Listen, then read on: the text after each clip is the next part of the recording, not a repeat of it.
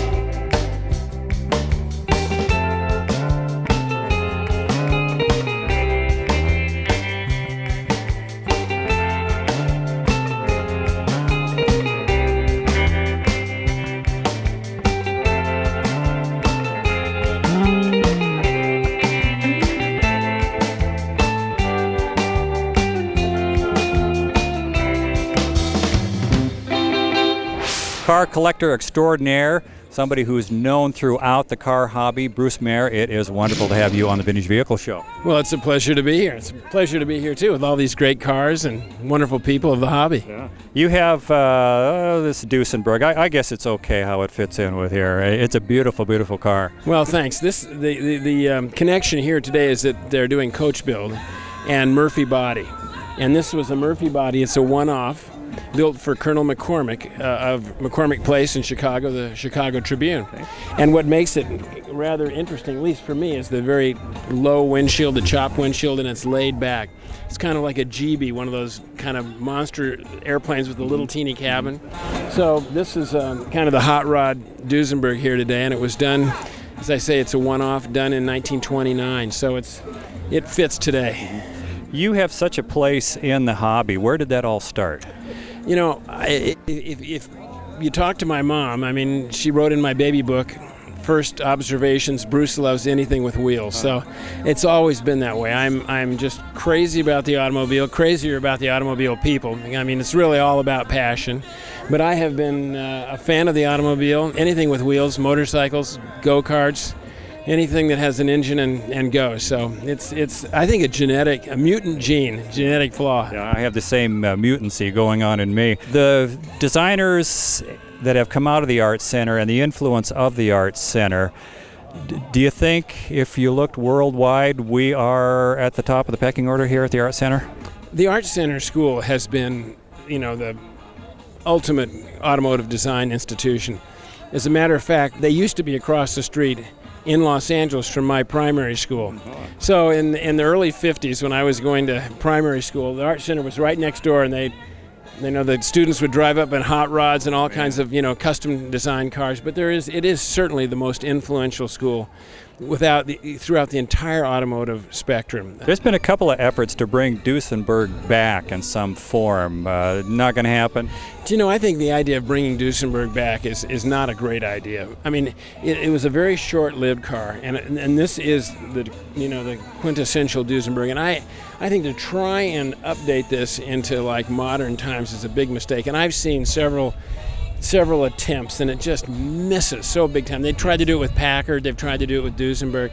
I just think you just leave this alone, and. Yeah, the newer attempts seem to lack elegance and dignity, and it was just kind of, my point of view, just garish. I think one of the few people that have done it reasonably well is the Bugatti with just that horseshoe grille. That's the only, but it does have a queue. I don't know what you'd do with this to bring it into the present day. I mean, it doesn't work. Yeah. Well, it certainly works for us today. And Bruce, thank you very much for being on the Vintage Vehicle Show. It's an honor to have you on. Well, it's a pleasure, and just keep on enjoying the cars and spreading the good word. All right. Well, I'll go spread some good word right now. The car hobby has gone through a lot of design changes and fads over the years, and one of the periods of time when an exciting step was taken to where it was just totally different, somebody that just went away from what was the traditional design, was the Dune buggy kind of design, where fiberglass bodies were made to put on Volkswagens. And we have a gentleman here who I think can take credit for starting all of that, plus making the body style that is the most known in the world for that. Bruce Meyers, it's a pleasure to have you on the show. Thank you. Taking credit for that, no, I'm probably to be blamed for that. But whatever I did 35 or 40 years ago is because I just didn't really come out of an art school that taught you how to design cars. I spent a lot of years in art schools. I come from painting and drawing figures. I taught figure drawing. But I guess what I brought along from those figure drawing days was a sense of movement, a sense of being alive, gesture. I suppose somebody has complained that I probably brought gesture to the automobile. And the Dune buggy was not designed knowing anything about designing cars. Had I known all the rules of designing cars, I probably wouldn't have the Dune buggy today. Yeah, you wouldn't have done it. So the Manx is really well known, and there seems to be a real resurgence on finding the old ones and restoring them, so that must make you feel good. I think we're in a huge age of nostalgia. People are doing things just faking nostalgia, creating cars that look like they were dragged out of a barn 40 years ago, and they're brand new, but they're made to look old. Right. So nostalgia must be really hot today. But today the resurgence of the Meyers Manx came about by the fact that I was invited to Europe back in 1994 to attend a huge rally at Le Mans racetrack put on by a publisher of car magazines, Jackie Morrell. I was over there almost 3 weeks with my wife. And he said, "You're the only guy that can recreate this. You created it in the beginning. You're the only one that can make it happen again. So go home and do this. Build a new Manx of the 90s. That's this car." So when I think of designs that come out of the Art Center, I think of elegance and I think of unusual and different. What the Manx says to me anyway, and I bet a lot of people, it just screams of fun. It's just you're going to have nothing but a good time in this vehicle. Several years ago I gave a slideshow at this school about that, and I tried to give you the recipe as to what the Manx came from. And I said, though, in those days that, well, first of all, I had a big art background in art schools. I also worked in fiberglass boat building. So there you are. I was also a surfer and a beach boy. So you're a bit of a rebel. You don't care about tomorrow's profit. I tried to say that this is the reason or the recipe for the Manx, but Strother McMinn, my old sweetheart friend, he said, that's all nonsense. That all just came out of your hunches, your inner feelings. He says, all that's nice to say, Bruce, to a great big audience, but he says it's really your intuitions that led you away because you have a great sense of form and line. So I'll take that. All right. Well, thank you, Bruce. Good. This event is like no other car show event. I mean, it really has a personality all of its own, doesn't it? Yeah. You grew up in this area, right? I did. I was born and raised Pasadena, so my roots go deep here. And of course, with the coach builders and all, that's really the beginnings of our car guyness. You know, my grandfather working with them, and so we're really celebrating Pasadena as the Concord. Personally, I'm celebrating the history, the roots of my company. So you've been car crazy since you grew up in Pasadena. Couldn't help but. I mean, you know, Southern California to begin with, and then Pasadena and Blair Speed Shop was my hangout place, and you know, all the car guys and Pete Shaporis. I mean, on and on, all the guys that came out of that culture at that time. We're still doing the same thing. I'm still driving my '57 Chevy and going to Bob's Big Boy. Perfect. The cars that are here today, the finest examples of automotive design ever created. What's your overall impression of the show and the cars that are here? You know, quite frankly, last year, what is this? I think it's the 6th year for the show. The show was good from the get-go. Last year, this show really came of age. I think they really hit their mark, their stride, both from the mass of people that came, but they really found their niche in picking out I mean, you look around this field today, every one of these cars is here for a reason. There is an extraordinary impact on design that was a ripple effect from each one of these cars here. And when you have these designers, I mean, 80% of all the designers in the world come from art centers. So it's hard to argue their eye, not only their eye for what they see, but for their understanding of the history of the automobile. They've studied that, so they know all the iterations throughout the ages. We were covering a car show in Hawthorne yesterday, and I think you can make a pretty strong connection to this. It was the Teen Challenge car show, and I know you are Teen Challenge. Tell us a little bit about that. I love Teen Challenge. I've spent 35 years in the program and have yet to graduate. It is the oldest, largest, most successful program in the world for getting people off of drugs, not just teenagers, but people of all ages. I love this program. I've worked with kids in the worst circumstances that have done the most obscene things, and yet I've seen them come into this program and the hatred leave and the smile come to their face, and then becoming people of character, not just losing their addiction to drugs, but becoming people of character to the point that I often say, and I mean it with my truth, I can trust my 5-year-old granddaughter with them and not have to worry at all. I mean, a total changed person, and that's something only God can do. It is a God-centered ministry, and just about everywhere I go, I'm about cars and I'm about Teen Challenge. If somebody wanted to find out more about Teen Challenge, what would they do? Do you know the website address? Yeah, it's teenchallenge.org. Mm-hmm. Teenchallenge.org will get you there, and it shows you where centers are all over the United States. We have 350 centers worldwide.